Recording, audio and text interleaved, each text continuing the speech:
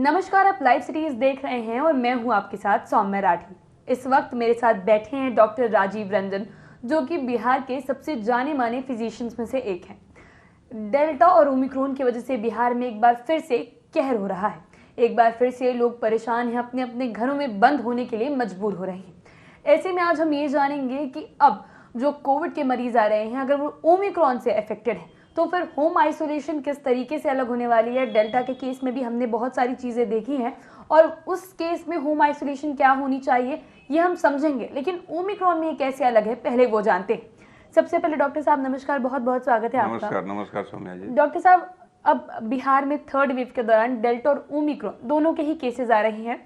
दोनों के सिम्टम्स भी अलग है और दोनों से बचाव का तरीका भी कुछ हद तक अलग हो रहा है। तो मैं चाहूंगी अब हमारे दर्शकों को ये बताएं कि ओमिक्रॉन से बचाव के लिए जो होम आइसोलेशन की प्रोसेस है वो कैसी है, कितनी अलग है। ऐसा है सौम्या जी कि जहाँ तक सिम्टम का सवाल है थोड़ा सा अंतर है जी। तो अंतर इस मामले में है कि जैसे सूंघने की शक्ति और स्वाद इसमें प्रिजर्व रहता है, डेल्टा में नहीं रहता था। ज़्यादा हाई बुखार नहीं रहता, हाई फीवर नहीं रहता है, ऑक्सीजन घटने की प्रवृत्ति कम होती है, लेकिन बचाव सेम है।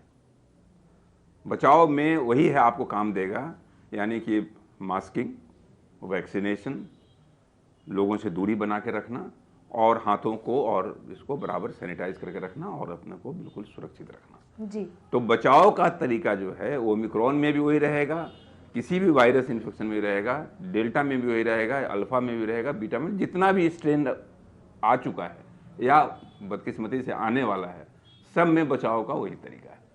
और ये बचाव का तरीका पूरी जमहूरियत को, पूरी मानवता को अपनाना पड़ेगा अगर आने वाले कहर से आपको समाज को बचाना है तो उस बचाव में एक होम आइसोलेशन भी है कि जैसे ही आपको हल्का सा भी लक्षण दिखे, यानी आप खांसी है, रनिंग नोज है, नाक भरा भरा हुआ है, इची थ्रोट है, हल्का बुखार है, पूरे शरीर में दर्द है और उसके बाद इतना थकान महसूस हो रहा है, अनएक्सप्लेन्ड फटीग, तो इस कंडीशन में जांच अपना जरूर करा लें और जांच में पॉजिटिव आते के साथ आप आइसोलेशन में चले जाएं।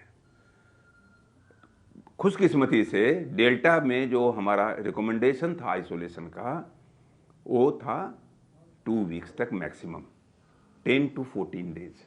उसके बाद अगर RT-PCR टेस्ट नहीं भी कराएं और हम लोग बाहर निकल जाते थे, समाज में घुल मिल जाते थे। अगर RT-PCR पॉजिटिव भी है लेकिन इन्वेजिव उतना वायरस नहीं रह जाता। इस कंडीशन में क्या है कि सिर्फ रिकमेंडेशन सिर्फ 7 दिन का रखा गया होम आइसोलेशन, क्योंकि जैसा ये विदित है कि गंभीरता इसकी कम है, गंभीरता कम है, लेकिन कुछ खास लोगों में जिनमें कोमॉर्बिडिटी बहुत ज़्यादा है उसमें तो गंभीरता हो जाएगी। तो इसलिए परसेंटेज गंभीरता का कम है, लेकिन नंबर्स जब ज़्यादा आएंगे, जब विस्फोट होगा, तो जब विस्फोट होगा, नंबर्स का विस्फोट होगा, तो उसमें जब गंभीरता का परसेंटेज अगर कम भी रहेगा लेकिन गंभीर मरीजों की संख्या बढ़ जाएगी जी। तो उस कंडीशन से बचने के लिए आपको होम आइसोलेशन में जाना पड़ेगा। माइल्ड सिम्टम है जिसको मामूली आप सर्दी खांसी बुखार कह सकते हैं, उसमें भी आप चले जाएं और घर में कम से कम 7 दिन तक, 7 दिन कोई बहुत ज़्यादा दूरी नहीं होती है, अपने प्रियजनों से दूरी बना के रखें। और खाने का जहाँ तक सवाल है, घर का बना हुआ पौष्टिक खाना और आहार विहार, संयम, योग, प्राणायाम, ये सब चीज़ों का आप होम आइसोलेशन में करते हुए, ताकि आपके अंदर एक नया लाइफ स्टाइल विकसित करें। और होम आइसोलेशन का मतलब ये नहीं कि आप बिल्कुल समाज से अलग हट करके आप बिल्कुल कुंद पड़े हुए हैं। उस आइसोलेशन का इस्तेमाल अपने जीवन शैली को सुधारने में लगा दीजिए, क्योंकि अकेले बैठ के अगर आप 20 मिनट मेडिटेशन कर ले रहे हैं, 15 मिनट का प्राणायाम कर ले रहे हैं, कुछ योगा कर ले रहे हैं, अच्छा खाना खा रहे हैं और डिस्टेंस बना के रख रहे हैं समाज से, तो ये समाज के लिए एक अच्छा संदेश होगा, आपके लिए एक अच्छी सेहत का खजाना होगा और दूसरों के लिए एक अच्छा संदेश जाएगा। जी डॉक्टर साहब, अभी आपने खुद ही एक बहुत महत्वपूर्ण चीज़ कही कि ओमिक्रॉन डेल्टा के मुकाबले कम घातक है, इसीलिए लोग इसे उतनी गंभीरता से नहीं ले रहे हैं। और इस बार ये देखा भी जा रहा है कि कुछ लोग अब होम आइसोलेशन के नाम से भी मुकर रहे हैं, कह रहे हैं कि यह गंभीर ही नहीं है तो फिर क्या जरूरत है। तो मैं चाहूंगी आप वैसे लोगों को समझाएं कि इसे गंभीरता से लेना क्यों जरूरी है। ये बार बार कहा जा रहा है और WHO ने भी आगाह किया है, वर्ल्ड हेल्थ ऑर्गेनाइजेशन ने आगाह किया है, पूरे और हम हाथ जोड़ के आपके माध्यम से लोगों से कहना चाहेंगे कि कभी भी ओमिक्रॉन को हल्के में न लें। ये आत्मघाती कदम होगा, ये आत्मघाती कदम होगा, क्योंकि समाज में जब इतनी ज़्यादा संख्या में ओमिक्रॉन आएगा तो कुछ उसमें वृद्ध होंगे जिनको किडनी प्रॉब्लम होगा, कोमॉर्बिडिटीज होगी, कुछ बच्चे ऐसे होंगे जिसमें जेनेटिक एरर्स होगा, कुछ लोग ऐसे होंगे जिसमें तरह तरह की और बीमारियां, बहुत सीवियर डायबिटीज होगा, कैंसर होगा। उस कंडीशन में तो ओमिक्रॉन का कहर देखने लायक होगा, समाज उसको झेल नहीं पाएगा। इसलिए इस अगर संख्या को सीमित करना चाहते हैं, क्योंकि संख्या तो जिस द्रुत गति से बढ़ रहा है, आप देखी होंगी कि डेल्टा को बढ़ने में जो समय लगता था उससे आधा समय में ये डबलिंग रेट इसका हो जा रहा है। समय कम, डबलिंग ज़्यादा।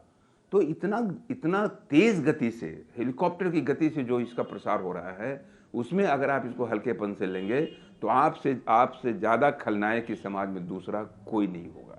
इसलिए इस खलनायकों को ख़त्म करके अपने आदतों पर संयम करें, कहीं भीड़ भाड़े इलाके में न जाएं, पार्टियां मनाने में थोड़ा सा गुरेज करें, और ये सब करेंगे ताकि समाज के प्रति आप उत्तरदायी हैं। आप अपनी सेहत के प्रति तो हैं ही, समाज के प्रति भी उत्तरदायी हैं। अगर आप स्वस्थ हैं, बहुत इम्यूनिटी लेवल अपना बढ़ाए हुए हैं, इसका ये मतलब नहीं है कि आज समाज को आप आग में झोंक दें, समाज को गलत दलदल में आप फंसा दें। ये आपकी जिम्मेवारी है कि मास्क पहने रहें, ये आपकी जिम्मेवारी है कि पूरा टीका लगा लें, ये आपकी जिम्मेवारी है कि सामाजिक दूरी बना के रखें, और जितने भी हैंड हाइजीन और हाइजीन का इस्तेमाल है सब करते रहें, ताकि समाज महफूज रहे, जमहूरियत महफूज रहे, इंसानियत महफूज रहे। जी, उम्मीद करती हूँ कि डॉक्टर साहब ने जो बातें बताई हैं आपने उन्हें ठीक तरीके से सुना और समझा होगा। और ये ध्यान में रखना बेहद ज़रूरी है कि ओमिक्रॉन डेल्टा के कंपैरेटिवली भले ही कम घातक है, लेकिन इसकी भी उतनी ही गंभीरता है। लोगों को इसे बिल्कुल भी हल्के में नहीं लेना चाहिए, क्योंकि अगर ऐसी गलती हम लोग करते हैं तो इसकी बहुत बड़ी कीमत भी हमें चुकानी पड़ेगी। तो हो सकता है कि ये भले ही डेल्टा के कंपैरेटिवली कम घातक हो, लेकिन डेल्टा से कई गुना ज़्यादा तेज़ी से ओमिक्रॉन फैल रहा है, और इसकी जो फैलने की गति है वही सबसे बड़ा चिंता का विषय है। इसीलिए बहुत ज़्यादा ज़रूरी है कि हम अपना ध्यान ठीक तरीके से रखें। अगर आप इस वीडियो को फेसबुक के माध्यम से देख रहे हैं तो पेज को लाइक करें, यूट्यूब के माध्यम से देख रहे हैं तो चैनल को सब्सक्राइब करें। धन्यवाद।